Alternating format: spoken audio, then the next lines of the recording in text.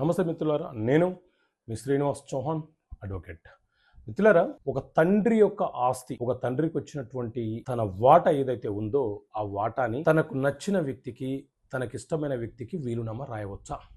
So మిత్రులారా, సాధారణంగా వీలునామా అనే అంశాన్ని భారతీయ వారసత్వపు చట్టం 1925 విశదీకరిస్తే, వివరణ ఇస్తే, నిర్వచనం ఇస్తే, హిందూ వారసత్వపు చట్టం ఏం చెప్తుంది అంటే, వీలునామా అంటే ఒక వ్యక్తికి ఒక ఆస్తి మీద పరిపూర్ణంగా హక్కులు ఉంటే అతను ఎవరికైనా వీలునామా రాయవచ్చు. అదేవిధంగా హిందూ వారసత్వపు చట్టంలోని సెక్షన్ 30 ఏం చెప్తుంది, ఏం విశదీకరిస్తుంది అని అంటే, ఒక తండ్రికి తన వారసత్వంగా వచ్చినటువంటి ఆస్తి ఏదైతే ఉందో ఆ తండ్రి తన కుమారులకు వాటాలుగా పంచుతూ తన వాటాగా వచ్చిన ఆస్తి తన వద్ద ఉంచుకున్నప్పుడు ఆ వాటా ఏదైతే ఉందో ఆ వాటాని ఆ తండ్రి ఎవరికైనా వీలునామా రాసే హక్కును కలిగి ఉంటాడు. ఎందుకంటే ఆ వాటా అనేది అతని యొక్క సొంత ఆస్తిగా రూపాంతరం చెందుతుంది కాబట్టి, ఆ ఆస్తి మీద, అతని వాటా మీద అతనికి పరిపూర్ణమైనటువంటి రైట్స్ వస్తాయి కాబట్టి ఆ తండ్రి ఎవరికైనా వీలునామా రాసుకునే హక్కు కలిగి ఉంటాడు.